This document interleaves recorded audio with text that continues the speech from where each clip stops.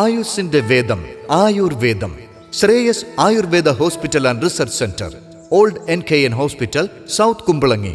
Phone 8606240012 9656240012. സംസ്ഥാനതല കപ്പലോട്ടക്കാരുടെ കൂട്ടായ്മ പള്ളുരുത്തിയിൽ നടന്നു. National union of seafarers of ഇന്ത്യയുടെ ആഭിമുഖ്യത്തിൽ സംസ്ഥാനതല കപ്പലോട്ടക്കാരുടെ കൂട്ടായ്മ പള്ളുരുത്തി റോസ് ഗാർഡനിൽ സംഘടിപ്പിച്ചു. ന്യൂസി കൊച്ചി ബ്രാഞ്ച് സെക്രട്ടറി വിനയ് കുമാർ പേയുടെ അധ്യക്ഷതയിൽ ചേർന്ന യോഗം ന്യൂസി അഖിലേന്ത്യാ ജനറൽ സെക്രട്ടറി മിലിന്ദ് കാന്തൽ ഗാവുങ്കർ ഉദ്ഘാടനം ചെയ്തു. आप सभी को गणेश पूजन और ओणम की शुभकामनाएं।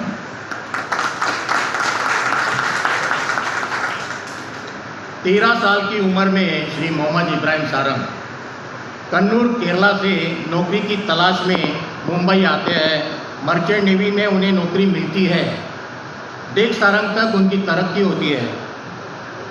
1896 में गोवा पोर्तुगीज जो क्लब था और अन्य छोटी मोटी यूनियन को साथ लेके इकट्ठा करके न्यूसी की स्थापना करते हैं। ब्रिटिश काल था, आसान नहीं था। वो टाइम में यूनियन स्थापित करना मुश्किल था। यही ऐसा कठिन समय में केरला से यूनियन की जो बुनियाद है वो केरला से शुरू की गई और आस्ते आस्ते उसका कारवा बढ़ता गया. Assistant general secretary Sunil Nair, organiser Anilkumar, Kasaragod branch secretary Prajitha Anoop എന്നിവർ മുഖ്യ പ്രഭാഷണം നടത്തി.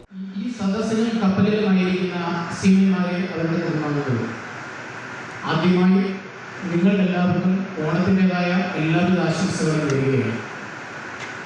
ഇങ്ങനെയൊരു മഹാസമ്മേളനത്തിൽ ഒരു കൃതജ്ഞത അർപ്പിക്കാനായിട്ടുള്ള അവസരം ലഭിച്ചത് ഒരു മഹാഭാഗ്യമായി ഞാൻ കരുതുകയാണ്. ഞങ്ങളുടെ ക്ലബിൻ്റെ പ്രസിഡന്റും സെക്രട്ടറിയും ഒക്കെ കപ്പലിലായതിൻ്റെ ഒരു കാരണം കൊണ്ടാണ് ഞാൻ ഇവിടെ നിൽക്കുന്നതെന്ന് ഞാൻ വിചാരിക്കുന്നു. നമ്മുടെ യൂണിയൻ്റെ കേരള ബ്രാഞ്ചിൻ്റെ ആഭിമുഖ്യത്തിൽ ഇവിടെ നടത്തുന്ന രണ്ടാമത്തെ ഓണാഘോഷ പരിപാടിയാണ് ഇന്നിപ്പോൾ.